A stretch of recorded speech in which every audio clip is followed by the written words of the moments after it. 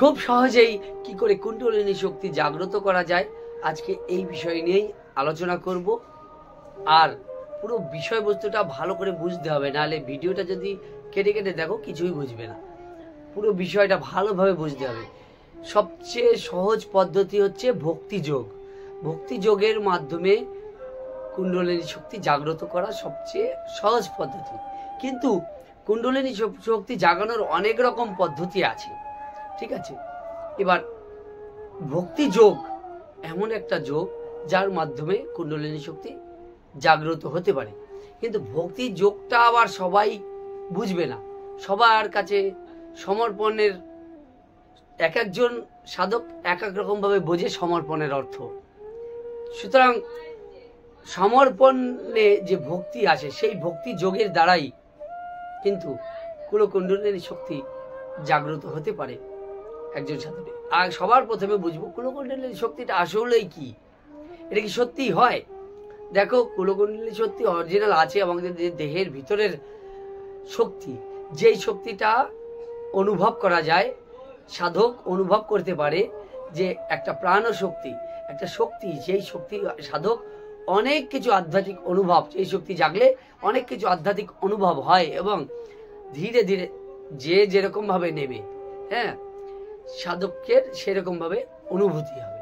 যে যত সমর্পণ করতে পারবে তার তত বেশি কুণ্ডলিনী শক্তিটা অ্যাক্টিভ হয়ে উপরের দিকে যাবে। তো এই কুণ্ডলিনী শক্তিকে কিভাবে অ্যাক্টিভেট করা যায়? দেখো, শক্তিকে অ্যাক্টিভেট করতে গেলে সবচেয়ে সহজ পদ্ধতি বলবো সমর্পণের মধ্যে দিয়ে তোমাকে ভক্তি, মানে গুরুর চরণে ভক্তি। গুরুর চরণে ভক্তি করলে সবচেয়ে সহজ পদ্ধতিতে, ভক্তি শুধু করলেই হলো না, ভক্তির একটা চরম লেভেল থাকা দরকার, তাহলেই কিন্তু কুলকুণ্ডলিনী শক্তি জাগ্রত হয়। আরো একটা পথ আছে, সেটা হচ্ছে ঈশ্বর ভক্তি। দেখো, ঈশ্বর ভক্তি সবাই করে, তাহলে সবার কেন কুলকুণ্ডলিনী শক্তি জাগ্রত হচ্ছে না? সবাই তো ঠাকুরের জন্য কান্নাকাটি করে, তাহলে সবার কেন জাগ্রত হচ্ছে না? সবাই তো সেই পথ পাওয়ার জন্য উপযুক্ত নয় না, তাই জন্যই তো সবাই এত ডাকছে ঠাকুরকে, এত কান্নাকাটি করছে, ভক্তি করছে, তাহলে কেন হচ্ছে না?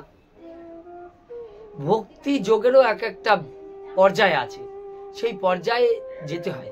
কারণ সাধক, একটা সাধকের সাধক হয়ে ওঠার জন্য অনেক পরিশ্রম, অনেক ত্যাগ, অনেক তিতিক্ষা, অনেক নিষ্ঠা, অনেক অভ্যাস, অনেক সাধনা থাকে, তারপর একজন সাধক প্রকৃত সাধক হয়ে ওঠে।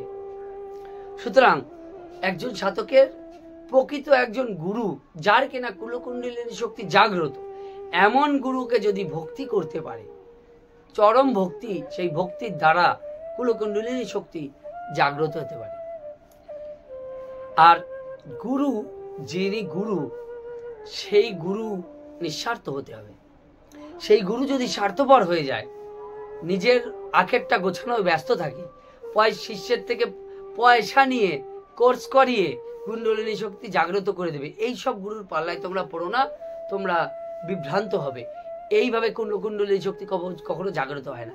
গুরুর সঙ্গে বিশুদ্ধ প্রেম প্রীতি এবং ভালোবাসার মাধ্যমে, গুরুকে ভক্তির মাধ্যমে কুণ্ডলিনী শক্তি জাগ্রত হয়। দেখো, এখানে গুরু কিন্তু গৌণ, বুঝে নাও।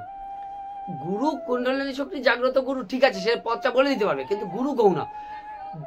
মুখ্য বিষয় হচ্ছে তোমার ভক্তি, শিষ্যের ভক্তি। মূল হচ্ছে শিষ্যের ভক্তি। যে যত পরিমাণে ভক্তি করতে পারবে, নিঃস্বার্থ গুরুকে, স্বার্থপর গুরুকে ভক্তি করবে, কিছু কাজ তোমার হবে, কিন্তু গুরু তোমাকে স্বার্থের কাজে লাগিয়ে দেবে। পয়সা করি তোমার থেকে, কি করি পয়সা করি, হ্যাঁ, তোমাকে মোহিত করে দেবে, মোহিত করে পয়সা করি তোমার থেকে লুটবে, এই ধান্দা বেশিরভাগ গুরুর। আর যারা কোর্স করিয়ে বিভিন্ন টাকা পয়সা দিয়ে 10,000, 15,000, 20,000 নিয়ে কুণ্ডলিনী শক্তি জাগ্রত করে দিচ্ছে, ওদের বিষয়টা আলাদা, ওইসব চক্করে পড়ো না। একমাত্র প্রেম, ভক্তি, ভালোবাসা, টাকা পয়সা লেনদেন দিয়ে না, প্রেম ভক্তি। হ্যাঁ, গুরু সেবা করতে গিয়ে যদি গুরুর কোনো প্রয়োজন মেটাতে পারো, সেটা আলাদা বিষয়, সেটা গুরুদেব চেয়ে নেবে কেন? তোমার বুঝতে হবে যে গুরুদেবের এই জিনিসটা প্রয়োজন, তুমি দিলে, সেটা নিঃস্বার্থভাবে সেবা করলে, সেটা বিষয় আলাদা। কিন্তু গুরুদেব শিষ্যের কাছ থেকে এটা নেবে, ওটা নেবে, নেওয়ার মানসিকতা, তাহলে তো সেইটা গুরুদেবই না। সে তার কাছে শক্তি থাকতে পারে কিন্তু সে গুরুদেব হওয়ার যোগ্য না।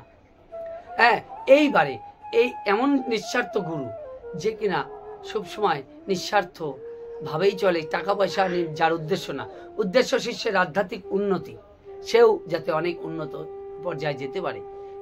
এরকম গুরু যদি চরণে সমর্পণ করা যায় না, ভক্তি করা যায় চরণে, তাহলেই কিন্তু কুণ্ডলিনী সবচেয়ে সহজভাবে জাগ্রত হয়। আর এই গুরুর আশীর্বাদে, গুরুর শক্তিপাতে অটোমেটিক শিষ্যের কিন্তু কুণ্ডলিনী শক্তি জাগ্রত হয়ে যায়। কিন্তু শুধু জাগ্রত হলেই তো হলো না, না? তুমি ধরো ওই পর্যায়ে তুমি ভক্তি করলে, তোমার কুণ্ডলিনী শক্তি জাগ্রত হলো, তুমি আধ্যাত্মিক অনুভব করলে, তুমি বাড়ি গিয়ে অসৎ লোকের সঙ্গ টঙ্গ করে তুমি আবার পথভ্রষ্ট হয়ে গেলে, তাহলে তো তুমি ধরে রাখতে পারলে না, না শক্তিটাকে, তাহলে কোন কাজ হলো? কিছুই কাজ হলো না। এই জন্য নিজেকেও প্রস্তুতি নিতে হয়, যাতে সেই শক্তি ধারণা করে শক্তিকে আরো অগ্রগতির পথে এগিয়ে নিয়ে যাওয়া যায়। তাহলে সবচেয়ে সহজ পদ্ধতি হচ্ছে গুরু ভক্তি যোগ, গুরুর চরণে ভক্তি। গুরুর চরণে ভক্তি করলে গুরুর এখানে মূল ভূমিকা, তার কিন্তু নিঃস্বার্থ হতে হবে। সবচেয়ে বড় এই বিষয়টা, এইটাই শিষ্যের পরীক্ষা করে নেওয়া উচিত যে গুরু নিঃস্বার্থ কিনা, সে তোমার কাছ থেকে টাকা পয়সা চাইছে কিনা, কি চাইছে তোমার কাছে, এটা তোমার বুঝে নেওয়া উচিত। যখনই বুঝবে যে গুরু তোমার কাছ থেকে শুধু পয়সা হাতানোর ধান্দা এবং তোমার কাছে এসে শুধু তোমাকে ব্যবহার করছে, তাহলে কিন্তু ওইসব গুরু না, ওইসব গুরু থেকে কেটে পড়া ভালো। ও কোনো কাজ হবে না, শুধু এসে বলছে সাধনা করো, সাধনা, তোমাকে নাম দিয়ে দিল, ব্যাস নাম করো, তোমার কোনো আধ্যাত্মিক উন্নতি হচ্ছে না। ওইসব গুরু রেখেও লাভ নেই। যিনি প্রকৃত আধ্যাত্মিক বিষয় ব্যক্তি, তিনি কখনো বলবেন না আয় আমার কাছে দীক্ষা নিয়ে যা, তিনি কখনো বলবেন না আয় আমার কাছে দীক্ষা নিয়ে যা, নিজের থেকে কখনো বলবে না। তোমাকে চিনতে হবে, তোমাকে সেই ব্যক্তিকে বুঝতে হবে। নিজে ধরা দেবে না যে তার কুণ্ডলিনী শক্তি জাগ্রত, সে ধরা কিসের জন্য দেবে?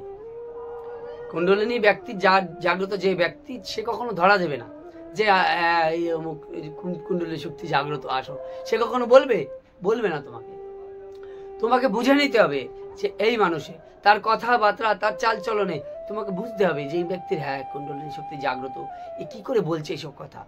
তখনই তোমার তার চরণে সমর্পণ হয়ে বুঝতে হবে সে আবার টাকা পয়সা লুবি হলে হবে না।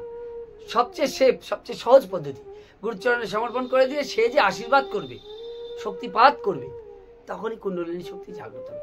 এখানে তোমার ভক্তির উপরে কিন্তু মূল, গুরুর নিঃস্বার্থপরতা মূল, কিন্তু তোমার ভক্তিটাও মূল। কতটা ভক্তি তুমি গুরুচরণে দিতে পারছো, কতটা সমর্পণ তুমি গুরুকে করতে পারছো।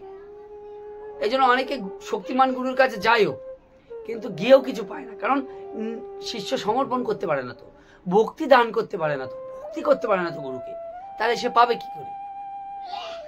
বিষয়গুলো একটা সবচেয়ে সহজ পদ্ধতিতে কুণ্ডলিনী শক্তি জাগ্রত হবে। কারণ গুরুর একটা আধার থাকে, সেই আধারে যদি গুরু মনে করে যে এর উচিত, তাহলে অটোমেটিক জাগ্রত হয়ে যায় তার শক্তির আধারে।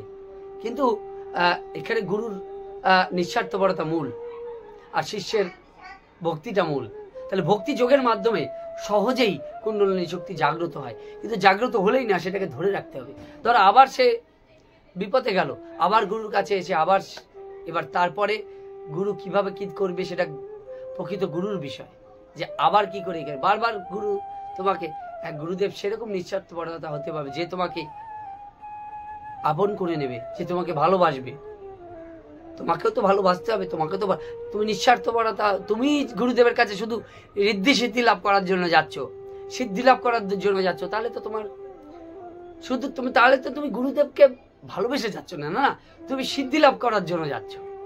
তাহলে তোমার সেখানে কোনো কুণ্ডলিনী শক্তি জাগ্রত হয়েও কোনো লাভ হবে না। বেশি দিন তুমি শক্তি জাগ্রত হয়ে গেলেও তুমি বেশি দিন টিকিয়ে রাখতে পারবে না। সেই শক্তিকে টিকিয়ে রাখার জন্য তো তোমাকে ভক্তিটাকে জিয়ে রাখতে হবে, গুরুচরণে ভক্তিটাকে জিয়ে রাখতে হবে, তাহলে তো তোমার কুণ্ডলিনী শক্তি জাগ্রত থাকবে। ভক্তি যোগের মাধ্যমে সহজ পদ্ধতিতে গুরুচরণে ভক্তি করে কুণ্ডলিনী শক্তি সহজভাবে জাগ্রত করা যায়। আরো এবার ধরো এমনও গুরুদেব আছে যিনি অনেক সহসাই দেবে না। তিনি বলে দিলেন যে এটা কর, সেটা তুমি ভক্তি ভরে করলে, একটা ক্রিয়া বলে দিল, সেই ক্রিয়া করলে তোমার শক্তি জেগে যাবে। তোমার ভক্তি নেই, অত ভক্তি টক্তি তুমি পাচ্ছ না, কোনোভাবে আসছে না, তাহলে তোমাকে ক্রিয়া বলবে।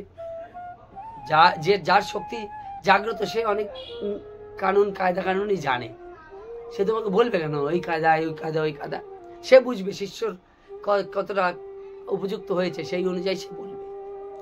এই হচ্ছে কুণ্ডলিনী শক্তি, সবচেয়ে সহজ পদ্ধতিতে কুণ্ডলিনী শক্তি জাগ্রত এইভাবেই সম্ভব। আর আরো পথ আছে, পথ তো অনেক রকম আছে, বিভিন্ন রকম ক্রিয়াকলাপ বলবে মানুষ, কিন্তু ভক্তি যোগের মাধ্যমে সহজে হয়ে যায়, সহজে হয়ে যায় কারোর চরণে সমর্পণ করলে। কিন্তু যার চরণে সমর্পণ করছো সেই মানুষটা তোমার সঠিক হতে হবে, সেই মানুষটা নিঃস্বার্থ হতে হবে, তাহলেই তার চরণে সমর্পণ করা যায়, আর নাহলে কোনো কাজ হবে না। তাহলে বুঝলে?